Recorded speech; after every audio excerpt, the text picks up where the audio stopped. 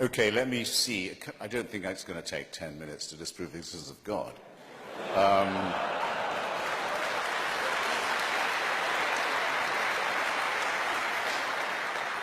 The atheist proposition is the following. Most of the time, it may not be said that there is no God. It may be said that there is no reason to think that there is one. That was the situation after Lucretius and Democritus and the original anti-theistic thinkers began their critique of religion. And I would just ask you all, ladies and gentlemen, to bear in mind a mild distinction while we go on. You may wish to be a deist, as my heroes Thomas Jefferson and Thomas Paine were, and you may not wish to abandon the idea that there must be some sort of first or proximate cause or prime mover of the known and observable world and universe.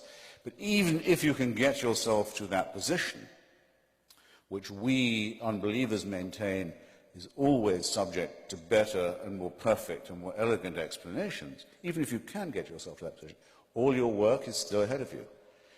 To go from being a deist to a theist, in other words, from someone who says, God cares about you, knows who you are, minds what you do, answers your prayers, cares which bits of your penis or clitoris you saw away or have sawn away for you, minds who you go to bed with and in what way, minds what holy days you observe, minds what you eat, minds what positions you use for pleasure, all your work is still ahead of you, and lots of luck. Because there's nobody, even Aquinas had to give it up. There's no one who can move from the first position to the second. So I could, and I'm actually strongly tempted to, I could leave it right there. But then it's not in my nature to let off a captive audience so easily. So I'll add a couple of things. The reasons why I am glad this is not true would, I suppose, be the gravamen of my case. Some people I know who are atheists will say they wish they could believe it. Some people I know who are former believers say they wish they could have their old faith back. They miss it. I don't understand this at all. I think it's an excellent thing that there's no reason to believe in the absurd propositions I just, admittedly rather briefly, rehearsed to you. The main reason for this, I think, is that it is a totalitarian belief. It is the wish to be a slave. It is the desire that there be an unalterable, unchallengeable, tyrannical authority who can convict you of thought crime while you are asleep, who can subject you, who must indeed subject you, to a total surveillance around the clock, every waking and sleeping minute of your life, I say of your life, before you're born, and, even worse, and where the real fun begins, after you're dead. A celestial North Korea. Who wants this to be true? Who but a slave desires such a ghastly fate? I've been to North Korea. It has a dead man as its president. Kim Jong-il is only head of the party and head of the army. He's not head of the government or the state. That office belongs to his deceased father, Kim Il-sung. It's a necrocracy, a thanatocracy. It's one short of a trinity, I might add. The son is the reincarnation of the father. It is the most revolting and utter and absolute and heartless tyranny the human species has ever evolved. But at least you can fucking die and leave North Korea.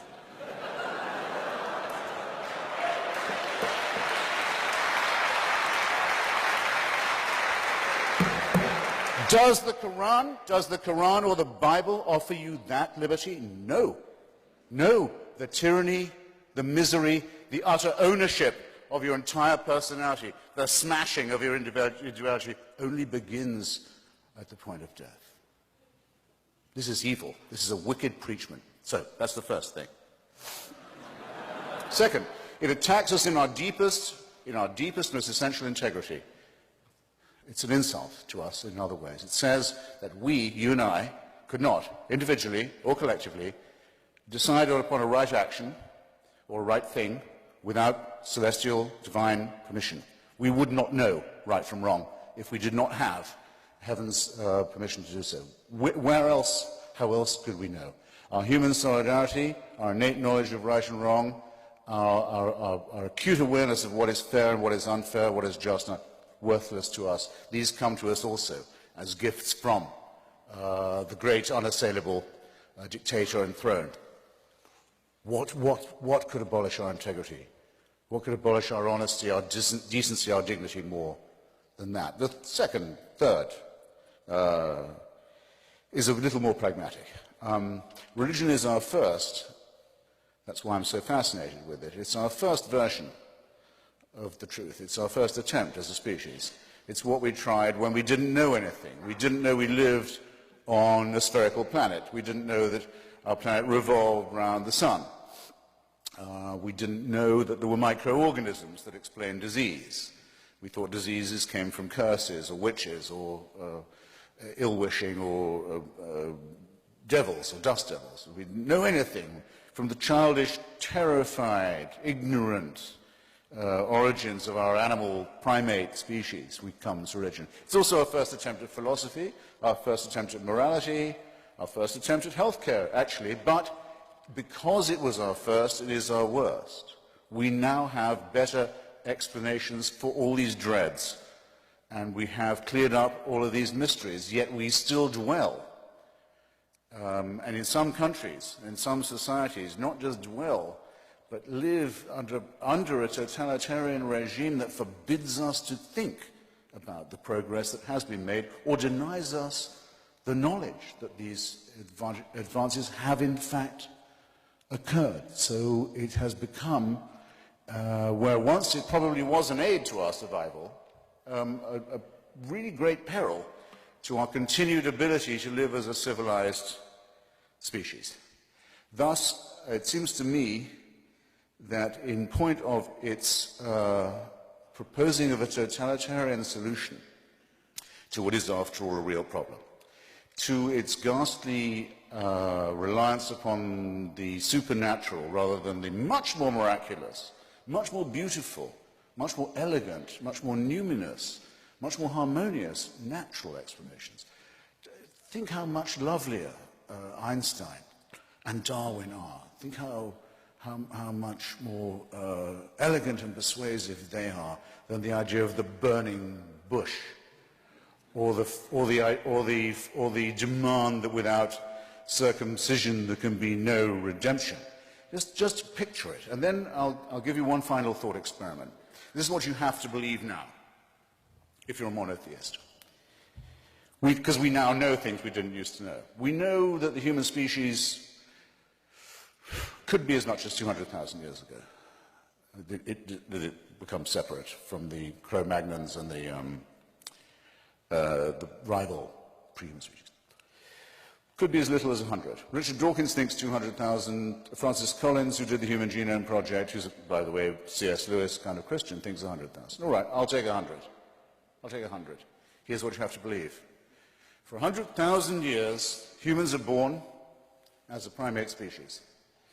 Expectation of life, what, 25 years for the first few 100,000 years? First few tens of thousands of years.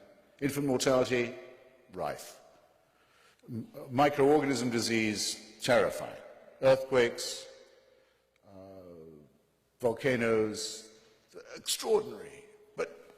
And fights over land, over territory, over food, over women, over tribalism. Frightening too. For 95, 96,000 years, heaven watches this. With folded arms, with indifference, with coldness. And then around 3,000 to 4,000 years ago, but only in really barbaric, illiterate parts of the Middle East. Not in China or where people can read or think or do science. No. In barbaric, illiterate, backward parts of the Middle East, it's decided we can't let this go on, we better intervene. And what better way than by human sacrifices and plagues and mass murder? And if that doesn't make them behave morally, we just don't know what does. if there is a single person in this room who can bring themselves to believe anything remotely like that, they convict themselves of being, first, very stupid, and second, very immoral. And thus it seems to me that the case for divine intervention and for the supernatural falls, and that we should be glad that it's fallen. And thank you.